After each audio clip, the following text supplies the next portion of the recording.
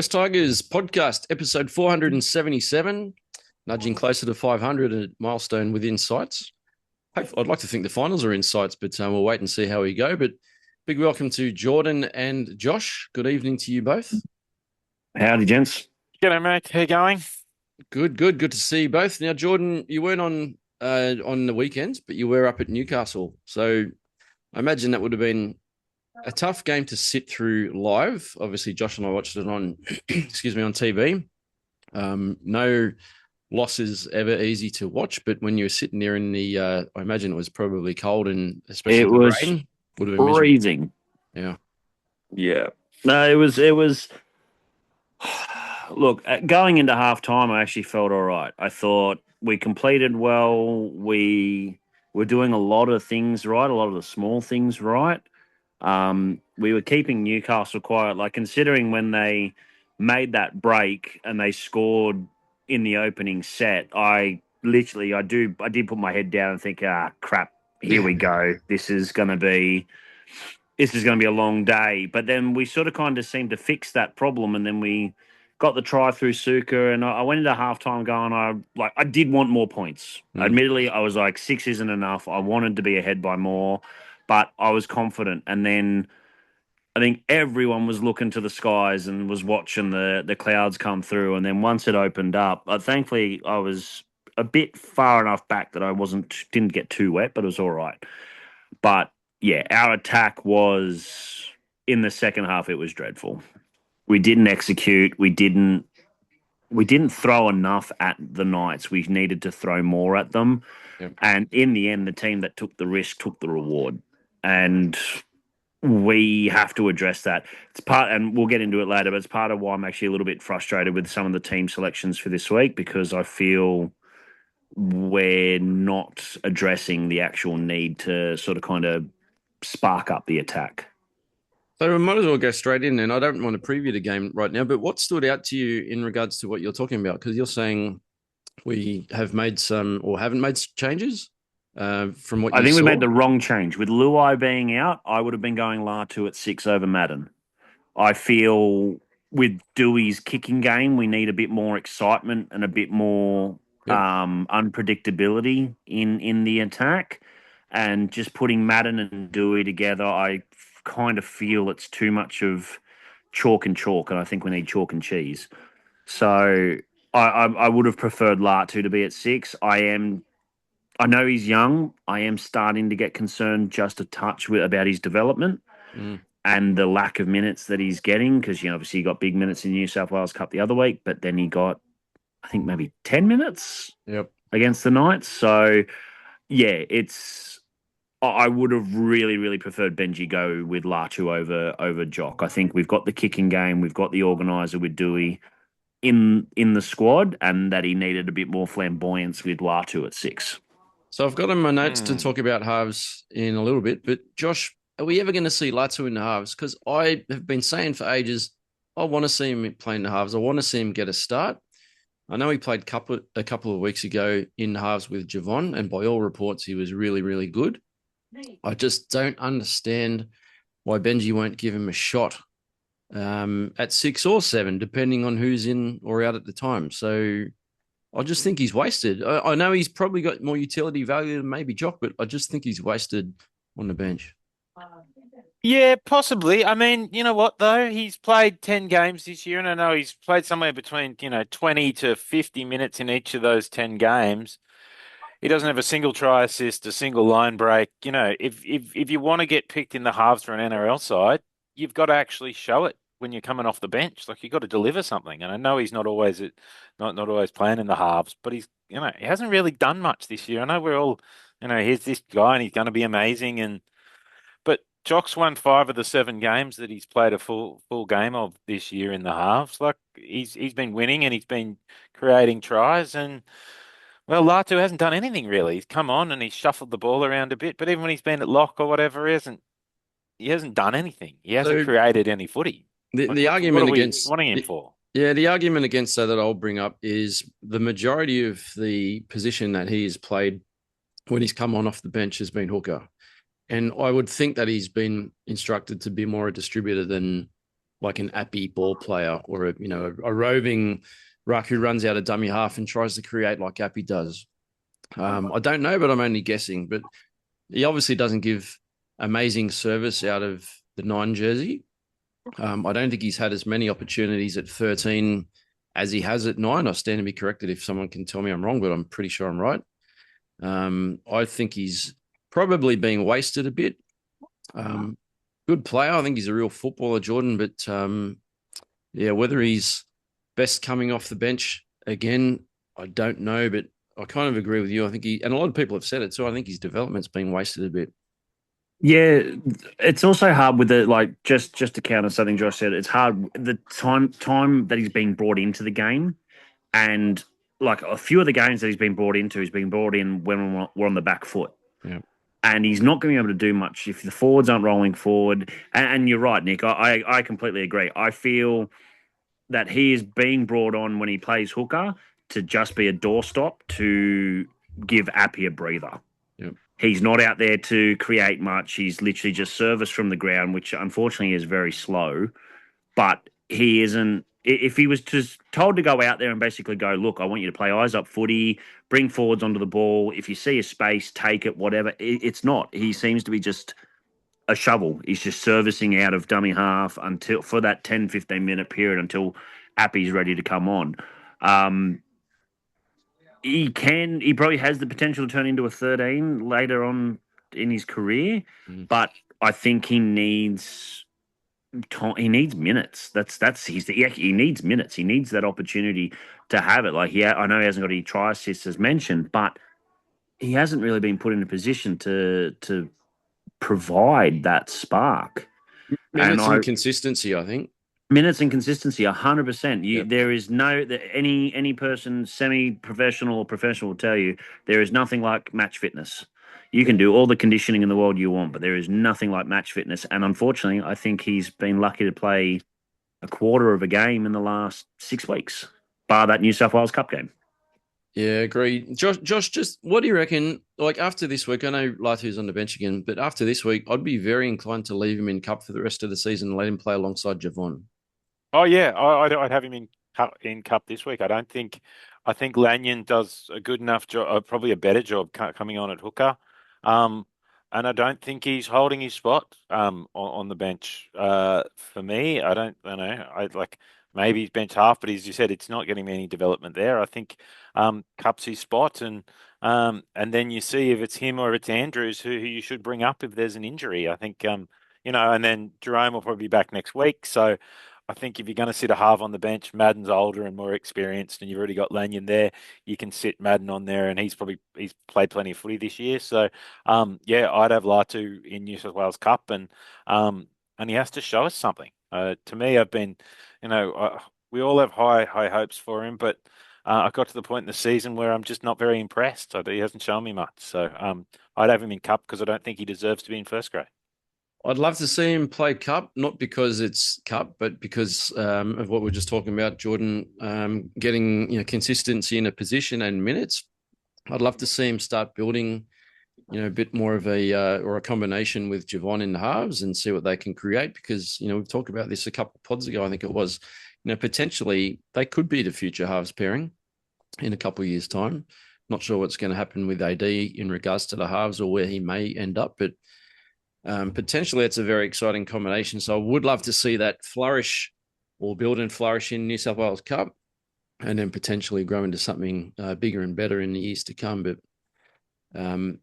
might leave that one there because there were a couple of bits of news the last couple of days as well that we might just quickly touch on. I know we mentioned it in the previous pod, but it's official on both counts. Luke Laulili'i is gone. Has it been officially announced he's gone to the Warriors? Because the Tigers didn't mention it. Okay, so they announced it this morning. Okay, so he's definitely off to the Warriors, which is great. Well, great for him. Bit of a shame for me. He's only young, 20-year-old Liverpool Catholic Club junior, debuted for the Tigers 2024. Depending on where you look at your stats, the West Tigers has got him as 17 NRL appearances. I know when I Googled it, I think I saw a number that he's played 20, but that may take into account a few games where he sat on the reserves bench and maybe didn't play. 10 tries in total for his NRL career so far for a 59% strike rate. That's pretty good, Jordan. Yeah, look, it is. I've watched him a bit through the grade over the last few seasons. You know, he is someone who has the ability to do the hard yards. Like he gets those meters. He's a good yardage player. Um, Considering he's already signed for the Bears, there must be some logic, whether it was money, top 30 spot, whatever. We'll find out probably in the next 2 days because they will release the top 30s on the NRL website in the next sort of kind of 48 hours. So we'll see if anyone's been bumped up for that reason. But letting him go to strengthen the Warriors is an interesting move. But look, Does it strengthen the Warriors? Or does it, well, it strengthens them at the moment because of all the injuries they have in the backs. I mean, It I get hope we're running against him in 2 weeks when we play the Warriors. His defense has been 100%. woeful. Like it's probably helpful for us if he's on the opposition. So Put him up against Skelton yeah, defensively. Anything, I 100% agree.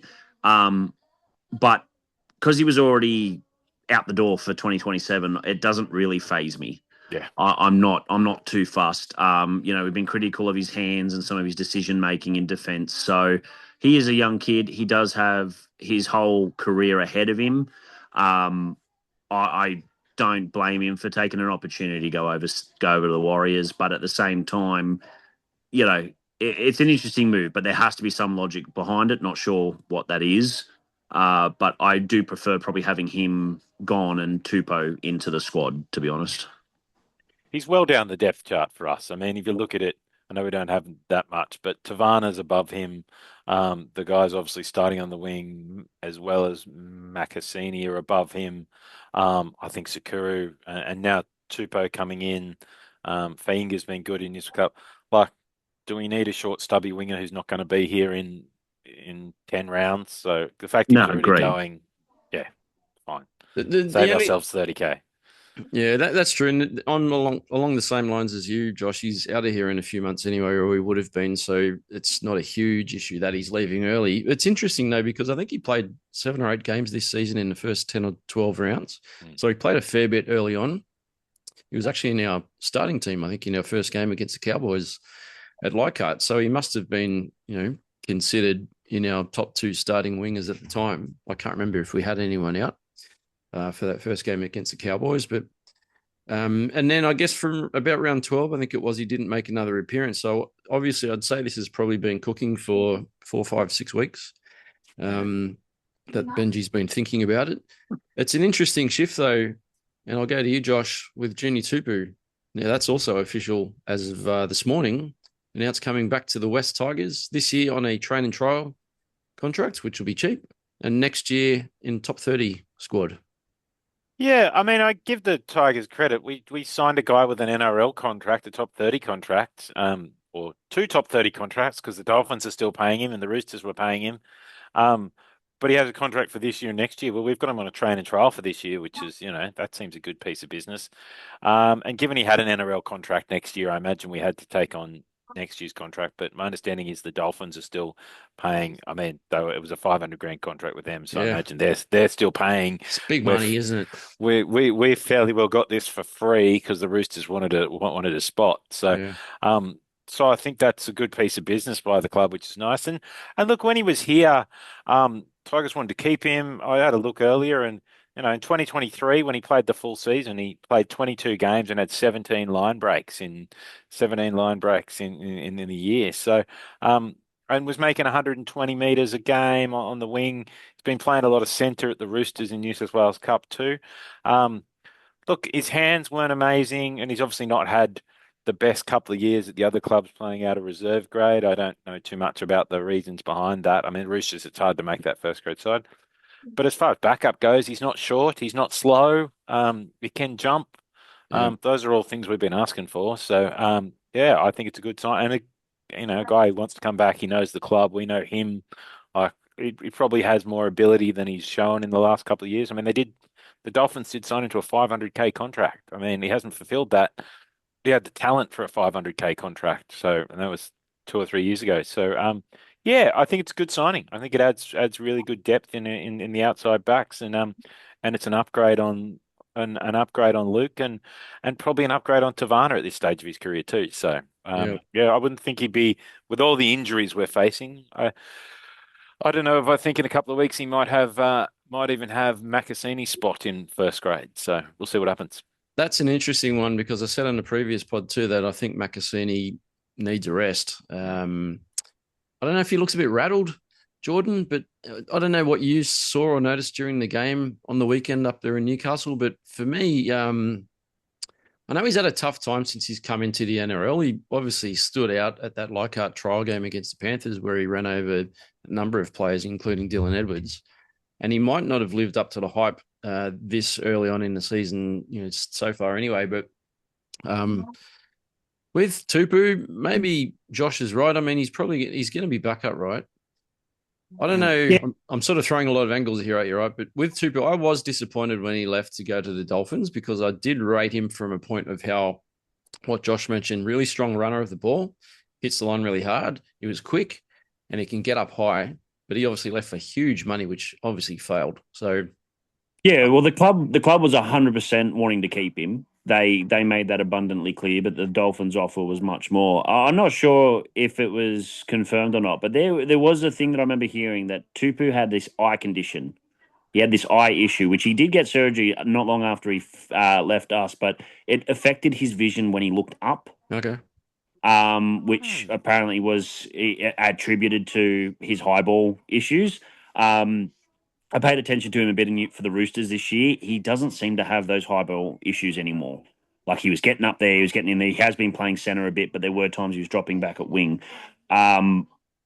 He does have talent. Benji actually made a very important comment, one that I think attributes to probably Benji's coaching style and that why Junior will be Benji's type of player is he's a confidence player. Yep. He is a quiet, reserved kid. He's a very, introvert from everything that I've seen. Even I remember it actually caught my attention once at training, and yeah, he was still quite fresh to the NRL, but he wasn't like your Tavan, your Taruvas and whatnot. Those loud. He sort of kind of sat like the quiet kid in the corner. So the confidence side of things, if he's being backed, if Benji's got his back, he probably plays better when he's confident. In relation to Makasini, what I saw at Newcastle, the kid's busted. He is 100% busted. His body is not keeping up with the NRL at the moment. I can't remember if it was his right or left shoulder. He's not 100%. He is strapped up to the nines on one of his shoulders.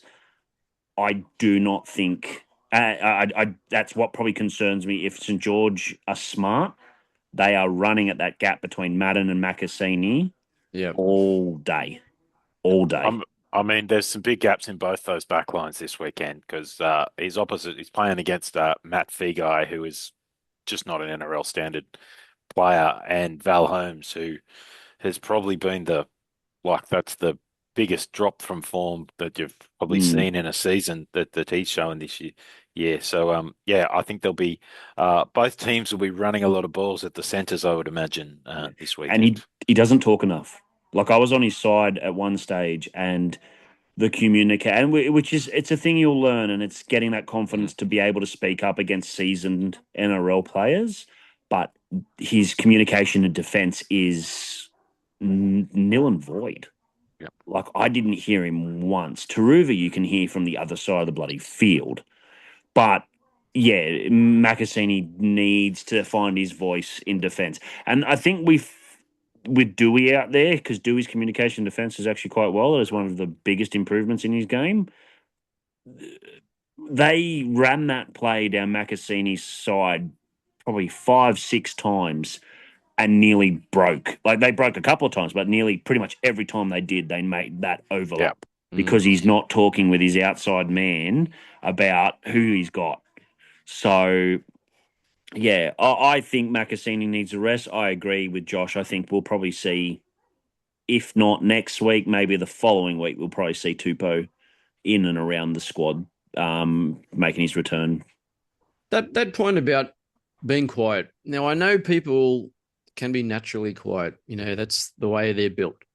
But the thing that bugs me, and like you, Jordan, I coach my son's under 10 footy team, Dunder Shamrocks, which is good fun. They're 10 years old.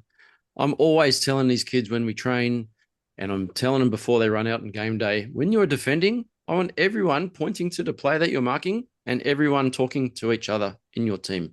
You say who you've got, and when you're passing the ball, you call out their name before you pass it. Communication is the most important thing in any team sport. Because if you're not talking to the people around you, no one's got any freaking idea what's going on, right? And that is basic. So the thing with 100%. Makasini and Tupou as well, this is the sort of thing that I'm sure Benji will get it out of them, but this should be drilled into them at training. I'm sure they do, but they need to learn to find their voice, because if you are quiet and you're not communicating with the person inside or outside of you, depending on what position you're playing, you shouldn't be playing NRL. So, and look, I've been coaching junior rugby league for 12 years now, and the thing is, the most important part with communication, you're right, everyone needs to talk, but the main part is you've got the 5-prong approach. You need your center, your half, your hooker, your other half, and your other center to be your loudest. yep. Because that is your whole field covered. Okay, they have literally got to have that voice and that communication and that ability to talk, because then it's going to spread across the field. And then it drags everyone else with them. Now, you watch teams like Penrith and Melbourne and everyone else, and you see that exact point, the pointing and who they've got and who's going to be who and who's got A, B, whatever, or 1, 2, or however you want to describe it. You need to be talking about it, because if you don't trust that man on your outside, or you don't know what they're doing, that's when players jam. And that's when one person comes in, another person comes in, and all of a sudden that overlap's created. So yeah, communication in any form from junior level to NRL is extremely important. And I drill it in my kids, even when it comes to having the ball. If you're getting the ball or you're not getting the ball, your hands are up and you're going, yep, yep, yep, whether you're getting it or not. Yep. It's a fundamental that every player needs, but I can understand that it can be overroaring trying to tell a player who's played 50, 60, however many games more than you, what to do. Yeah, it's interesting. I mean, I think that's one of the reasons Taruva's probably been defensively really good in the centres. He's not a natural centre and whatever, but the guy talks and he's very clear on what's happening and what's doing. So he knows where he's going. The people around him know what's happening. I think that's good. Like for me, if we're sticking with this back line on the weekend, and I know it's a bit of fiddling, but I'd have to put Makasini on the wing and Taruva and Toa in the centres. I can't. I don't think you can have Makasini in the centres. I don't think his defence is up to it. And he's 18, so I'm not like this is not a criticism. Like, of course it isn't, because he's an 18-year-old kid. Um, the other thing on the weekend, he was against Dom Young. I imagine that may be the Yeah. first time he's ever played against a bloke who's bigger than him. Like Yeah. all through the juniors, he would have been the biggest bloke. Like he's never had a guy bigger than him running at him out there, and all of a sudden he had this colossus, with speed and power running at him. But yeah, he looks like he's had enough first grade at 18 at this time of the year, and that he can probably do with a few weeks off and maybe a bit of New South Wales Cup after that, but a bit of a break to get his body better. So 100%. Yeah, I'd Yeah. give him a break too. So, Heamasi, I'm sure you're listening, just like everyone else at the club does, but definitely not a dig at you, mate. We want to see nothing but the best for you going forward. Yeah. And yeah, I think he would benefit from a spell back in Cup, just an opportunity to play maybe at a slightly slower pace, but get his head around the game a little bit more and work on a few things. So Less Even pressure. just a spell, like even just give Yep. him 3 or 4 weeks, to get his body right, and like it's a lot at 18 to be playing that much first grade and that many 100%. hits and off season. Like his first real off season over the off season. Like And it's not just the game itself, it's the travel, Yeah. it's the moving around, it's everything. A couple of weeks in Cup gives him a chance to find his confidence and just enjoy footy again. Mm. Just go down there and just give him the directive. Whoever's in front of you, maim them. That's all I want you to do. And if he goes down to Cup, he's outside Javon Andrews. He's gonna the pair of them are gonna absolutely dominate some teams. It'll be a ball of fun. He'll have a great time. He'll get his energy back. So And it's less pressure in front of 50 people than in 5,000 people. Yeah, exactly. Josh, where are the Magpies sitting on the ladder? Do you know? Let me just have a look. I got Are they in World finals Cup up. contention?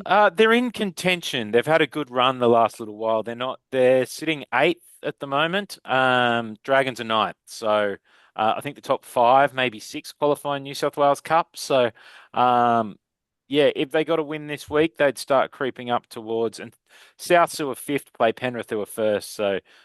So if a win this weekend against the Dragons would put us right in contention in New South Wales Cup. So So can you imagine if Mussy went back and Latu went back and played a bit of cup. Like that's instantly stronger in a few key positions there. So I'd love to see the Magpies go on a bit of a run and challenge for the finals. That'd be awesome. As I think the Tigers, even though the Knights' loss was disappointing, and a few people, including myself, probably thought it might have been the end of the season, and we'll start to get into it shortly. But we may still be a chance in the NRL to make the top 8, but we'll get to that in just a minute. But there's one more player that we did touch on in the previous pod, Jordan, when you were driving home. I just want to very quickly go over again, Josh Schuster. So we've obviously brought him into the club in the last few days too. So I think he's on a training trial for the rest of this year, and then I think see what happens. Is he signed for next year? Nothing was announced for 2027. I think they were just giving him just the 6 months to sort of kind of see where he's at and what he can do. So I know that the report was he'd lost 30 something kilos before he'd agreed to terms or agreed to come to the club or convinced Benji to come to West Tigers for a chance. That photo that was published today, if anyone hasn't seen it, go on to social media. It's all over Facebook. You'll see it on Instagram, X, wherever. But he has slimmed right down. He almost looks unrecognizable. He is unrecognizable. When I saw that photo, I did not. Someone shared the photo on Twitter without putting who the player was, and I didn't get it right at first until I had a good proper look. Yeah. Yeah, one of my mates was plays touch footy with him actually. Well, he's been like not playing NRL, he's been playing some touch footy and was in the team. He was saying he's lost 40 kilos. So the reports were a little under because he didn't want to, say 40 kilos to say what he was at, but he's lost 40 kilos. And he looks good and almost, I think with a bit of training, he'll probably put a bit more muscle back on and probably put a few of those back on. But he's, right at the right size. And look, it's a good sign that his head is in the right spot. Like if he's got himself down to that weight and he's looking fresh and looking fit, that's a good sign his head's in the right spot to at least have a crack at it. Like he wasn't looking anything like that last year when he was at South. So it's a risk-free proposition. Yeah, really, absolutely. So, Josh, where would you play him? Where would I play him? If he were to walk into the NRL team for the weekend, where would you play him? I would have him at second row. I think that's his best spot for me. I think he's a second rower. I think he has the skills. I think he's very much he'd be a very skillful 5'8", a very skillful second rower. He's obviously played quite a bit of 5'8", but I just don't think he has the all-round game to be a 5'8", is my view. But and we already have plenty in the halves. I think he'd be fantastic coming off the bench in the back row next year on that bench if he can get himself sorted. But yeah, that'd be where I'd have him on edge second row, ball playing, doing all those things he does well. Yeah, he's there's a fair bit of tackling, but he's played 20 or 30 games of NRL in the second row. It's not foreign to him. So. Yeah, he's decent size. So I actually thought he was taller, John. Just looking at his profile, if Google is correct, it says he's 6'1", so 185 centimeters. So that's not as tall as I thought. Currently weighs apparently 97 kilos. So his playing weight at the Rabbitohs was 130. So I'm guessing he might have put on a little bit after leaving the Rabbitohs and to get down to that 97 if he's dropped 40. So that's a very impressive reduction. But Jordan, you reckon he could be a lock? Yeah, definitely. I think anywhere in that sort of kind of mobility part of the forwards, he would be beneficial. Losing that kind of weight, especially that amount of weight, yeah, he will have to sort of kind of recondition himself to the NRL. The kid's got talent. That's without saying. He's got talent. He's got good soft hands. He has ability. Is a very much an eyes up footballer.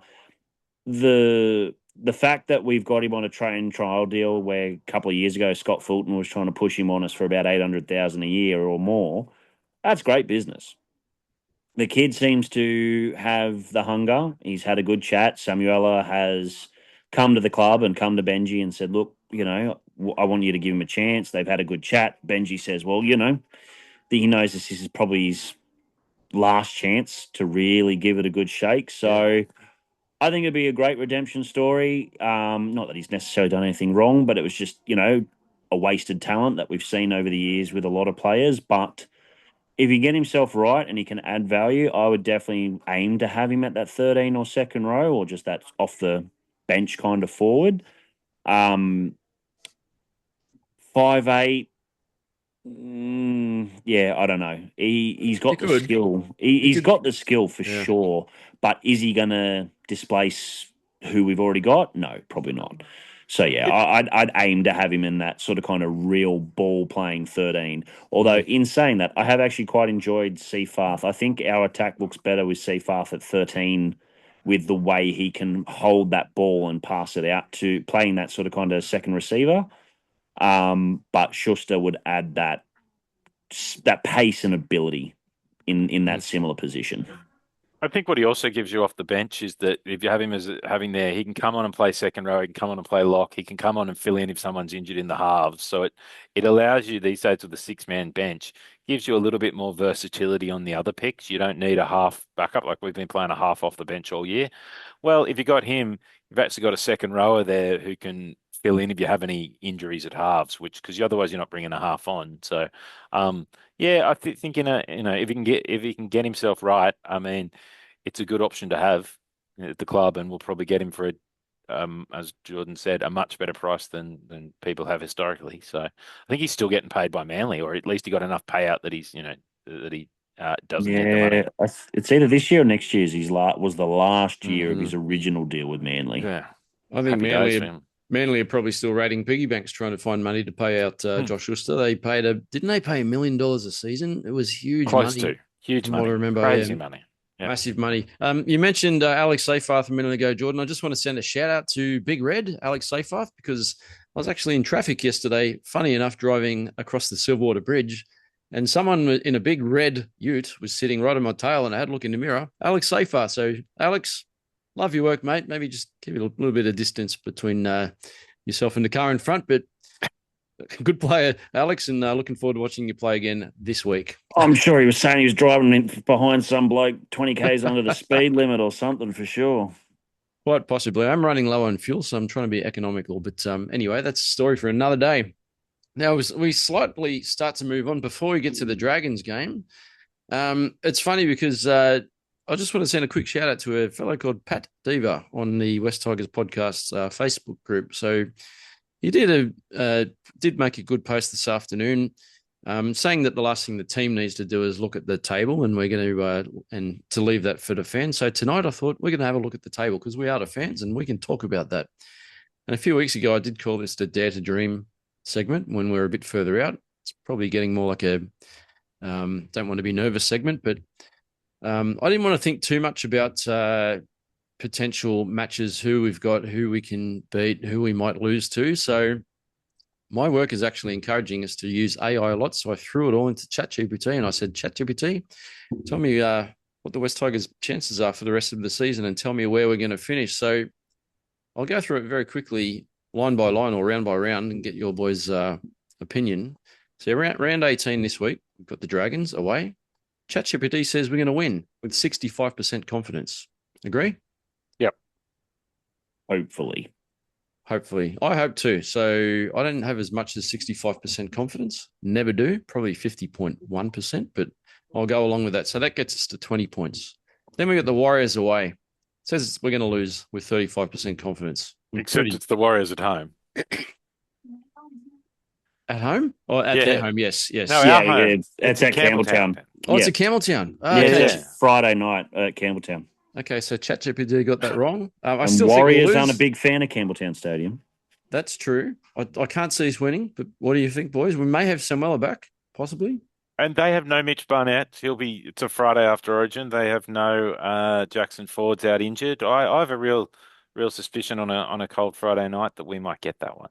I reckon. I think so too, especially if Samuel is going to be back. I still, one of my favourite games ever at Campbelltown was Jeff Daniella's hat trick against the Warriors at Campbelltown Stadium. So, I have a lot of confidence in that game, especially if Samuel is back and we get through this weekend with no injuries.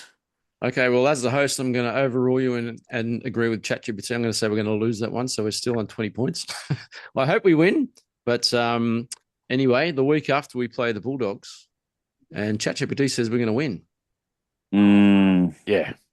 That's a tough one. Jordan, I can see you thinking about this one, right? Because they're starting to hit a little bit of form. And it's hard to judge. I'll judge it based off their next two performances, which is fair enough. But from Hogs an are AI rubbish. point of Women easy. From an AI point of view, we win that one. So we get another 2 points. I can't remember what we're up to now, but anyway. 22. 22.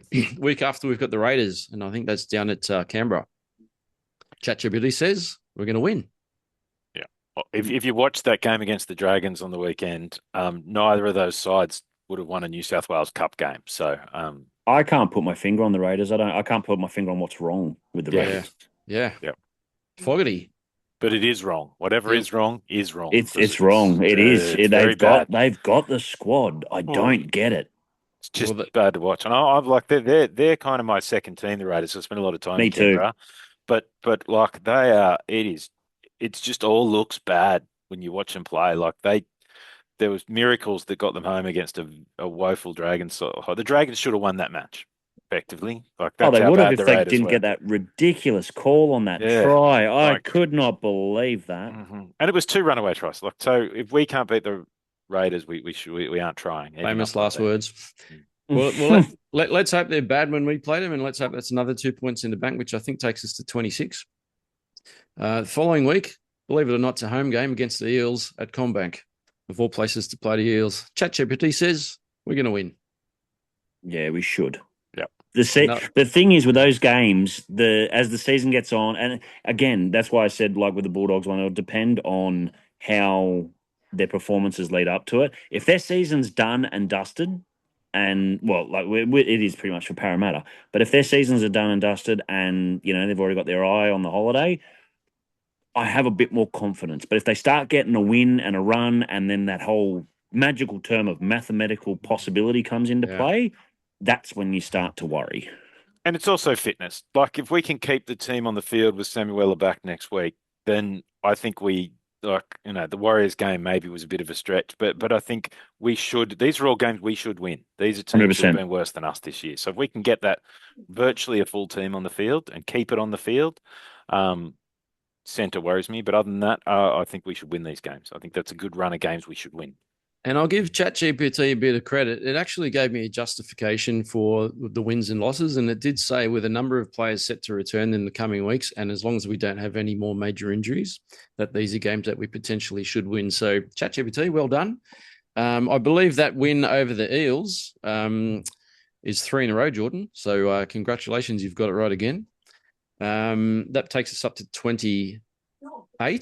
Now, the following week, around 23, we've got the bye, so there's 2 points. So that takes us up to, maybe that takes us up to 28. That takes us 28. That takes us to 28. The week after the bye, around 24, we've got the Dragons. We're going to win that one as well. Yeah, day game, put 50 on them. Yeah. And all of a sudden, we're on 30 points. Now, the last 3 rounds, we have the Roosters, the Cowboys, and the Panthers. Yeah, that's a tough run. Do we have the Panthers, though, or do we have the Windsor Wolves? It's the last game of the season. I reckon we have the Windsor Wolves in that game, not the Panthers. Well, from those last 3 rounds, ChatGPT has us as 2 losses and a win. It's got us beating the Cowboys. And that gets us to 32 points, which a lot of people are saying is the magic number. Cowboys at home, too. It's a tough one. That's a tough one. But, yeah, I agree with you, Josh. I think as long as they've got the I've just had a brain fade. What's minor premiership? Thank you. That's the one. As long as they've got the minor premiership sewed up, I think I agree. I think he'll, unless Ivan wants to be a spiteful so-and-so, not that he'd have any reason to be, I think we'll end up playing a very depleted Penrith team. And the Cowboys game, look, that's a real challenge to go up there at the end of a season and beat them. But it depends on injuries. I think that's probably not just for us, but a lot of these games as we come into the back half of the season for a lot of teams will just depend on who they can put on the field. Like if we've kind of got blokes coming back, so if they hold together after having a break, they've had their injury, then we should be okay. We should be okay. Feeling good about it. Well, let's see how accurate ChatGPT is. We might do a recap at the end of the season, and I might bring up these stats. And I'll tell you what, if it's spot on or close to spot on, I might start asking ChatGPT a few more financial questions that maybe might actually help you, Jordan, pay off your new house. Yeah, please.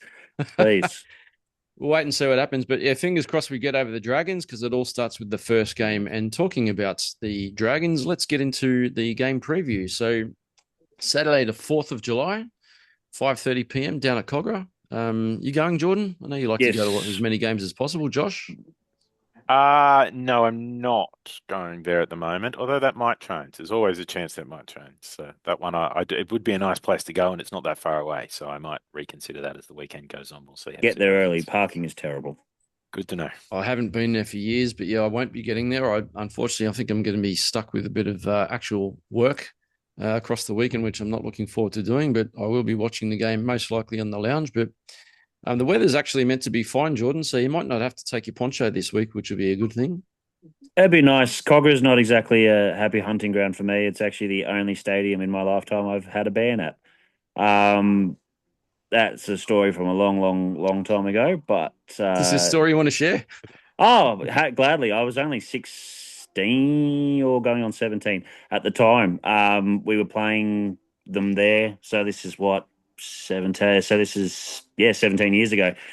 We played there at the time. We were winning. And I got a bit vocal. I will admit I did swear at one point. And this lady in front of me asked me politely not to because of the kids, which I humbly apologise. I said no dramas. Um, I was pretty much probably the only Tigers fan in Kui of the area that I was sitting in, and we ended up winning and got up. I was cheering all these people leaving, and a rather elderly gentleman took exception to me being happy and got physical. And I had even though he started, had several Dragons fans tell security that I started the conflict and everything else, and I received a 12-month ban from Kogarah Jubilee Oval. 12 Dirty months. Wow. Dragons. So I was going to say, so that's not why you've got a really short haircut now. You haven't changed your appearance on purpose. no. Although I'm pretty sure we played the following year, I ended up attending anyway, so their band didn't really stick. But in saying that, yeah, no, it's not really the greatest ground in the NRL, but yeah, hopefully the weather is nice and dry because I know I'm not undercover. So Yeah, it is old school. I remember standing up on the hill. I remember standing on the hill up near the fence where the park is out the back. And I remember watching, I can't remember who it was. Might have been our team warming up.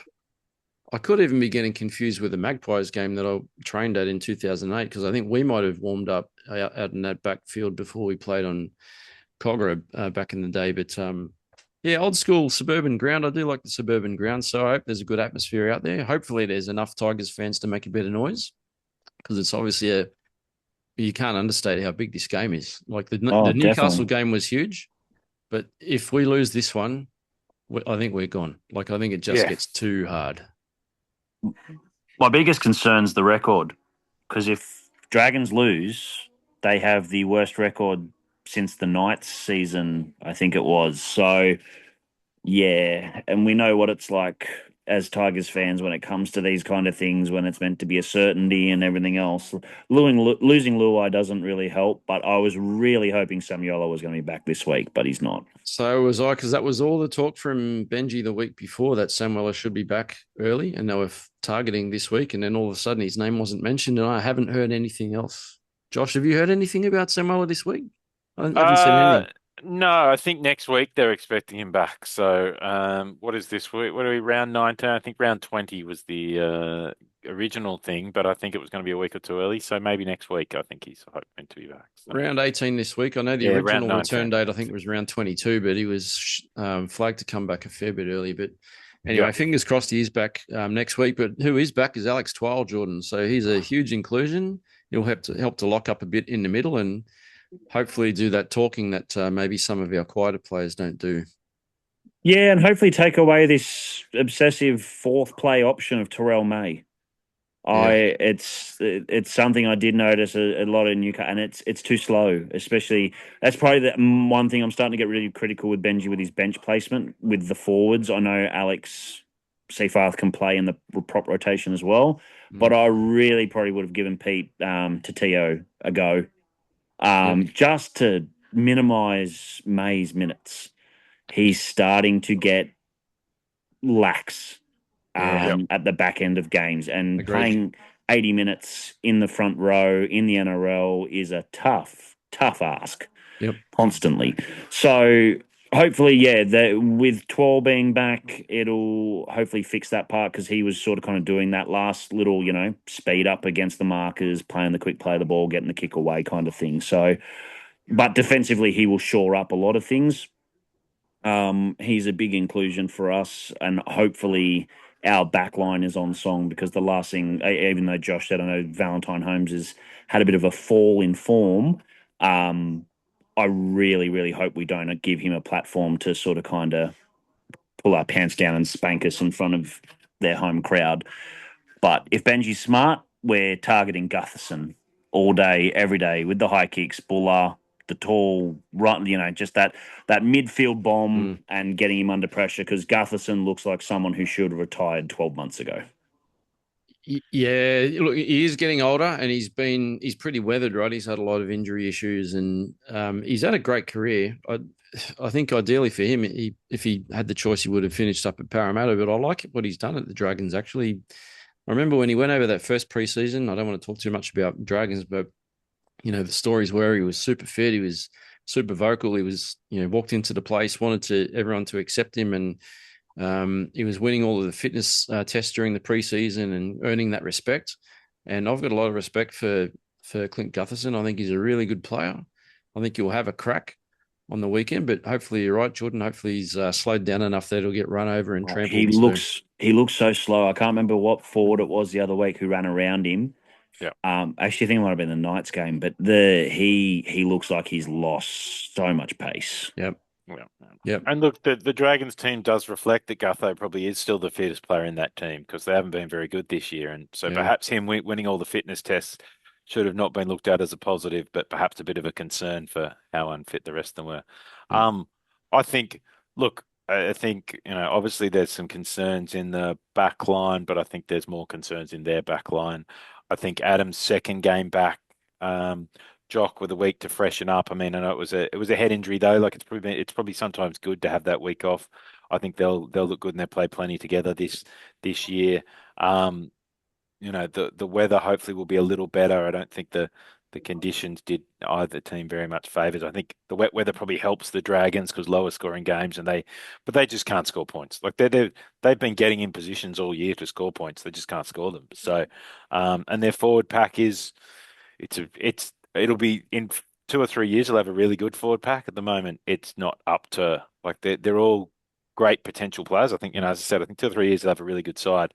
But we have a good like Terrell and Fanua, as you said, Jordan. I think Terrell's been getting in the middle too much and trying to ball play. Like we need to just have him running or getting out of the way a little more, to be honest. But I thought Suka was good on the weekend. I thought Sione's had a few games. Alex Twal back. I think our starting 13 dominates theirs. I'm a little worried about the benches, but I think Pole probably comes off the bench again and Bunty starts, and that's actually been really effective the last few weeks. So I think that helps us. We've got to watch Jacob Little coming off the bench. I think he's probably been their only danger across the board for them this year. But we should get the job done. Like if we can't win this, then I know I've been really positive all year. Finals. But if you lose to the Dragons, you don't deserve to be in the finals race. So we just should pack up and go home if we can't win this. Like have to start fast. Yeah, and then it'll be just too much for him. I mean, I think we're too much for him anyway. I don't think it's not full strength, but we're fairly close to full strength, with 12 back and I know the back rows are still out, but I think, in the centre, we've got 10 of our top 13 there. Maybe Makasini was in our top 13 at the start of the year anyway, so you're close to a top 13 side, decent bench players.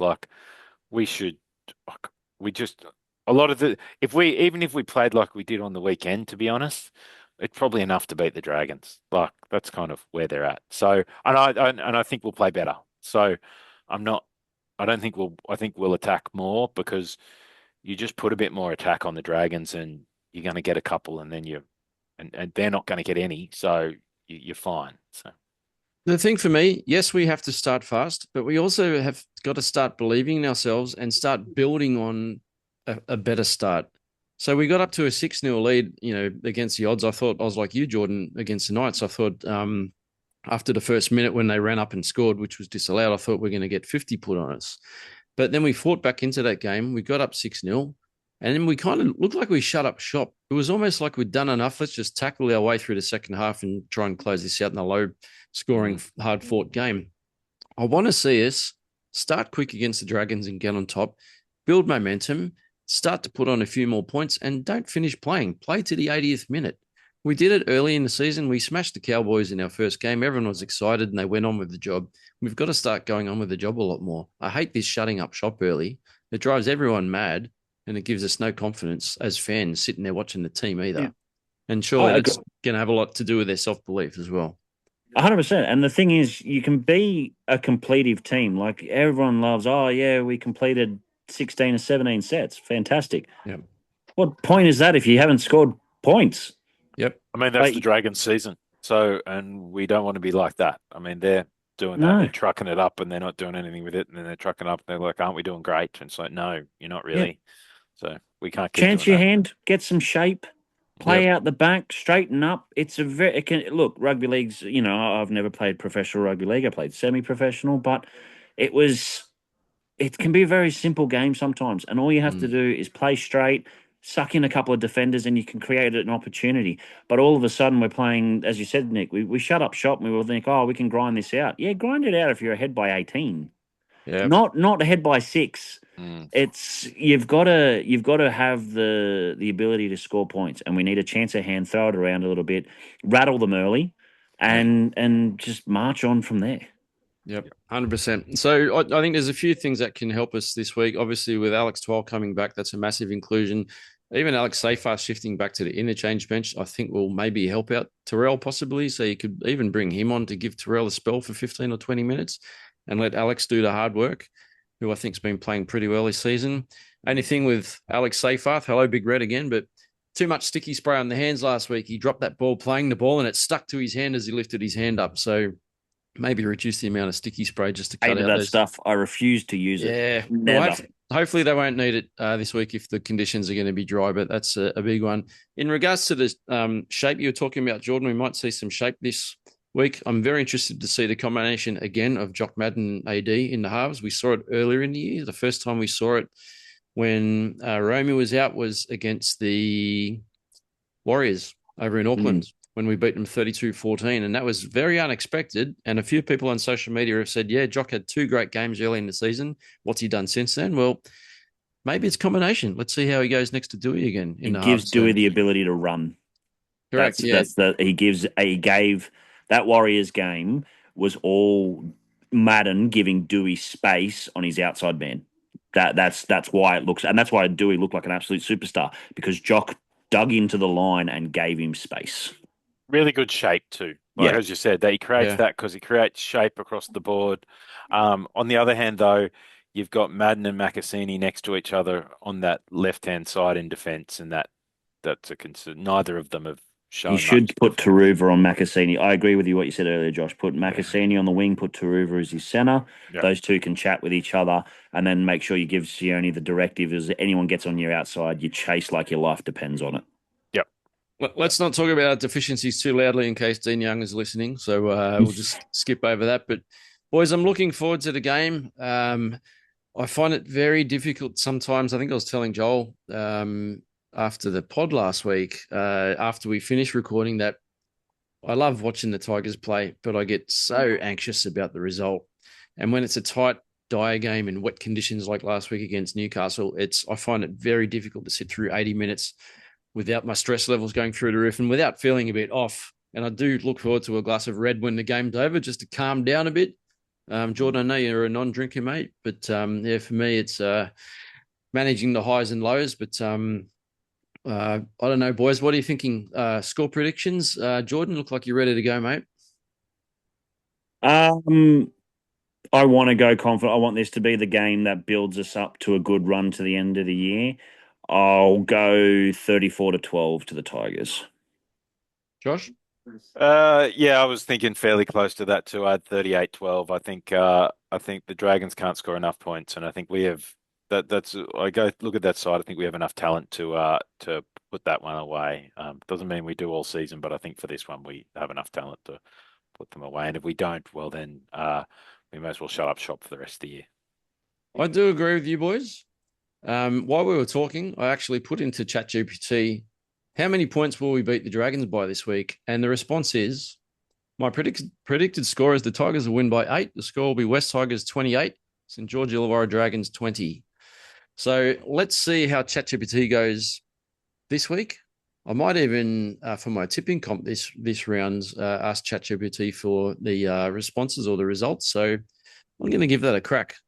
I don't think I'm going to win the comp. I never win tipping comps. I'm pretty hopeless, so there's no harm in giving it a go. But Jordan, my prediction will be Buller will have a blinder. I hope so. I'm thinking a double. A few people have been bagging Buller, I think unfairly, but there's a chance for a lot of the boys to stand up this week against a team that has struggled across the season. I think they've been a little bit unlucky for some of their recent games. I think they've been in some games recently, but hopefully they're not in this game this week. I think Appy will have an absolute cracker. I think he had a poor game last weekend. I thought he was very disappointing. I thought the fact he's missed Origin, the fact he's up against Damien Cook, I think he'll have an absolute ripper this week. I hope so. I feel for Uppy. I don't think we'll see him again in a Blues jersey, sadly. I hope he proves me wrong, but a bit of a shame the way that's panned out. But anyway, that's a story for another time. Boys, thank you very much. It's been a fun pod. Thank you, boys. Let's go Tigers. Go Tigers.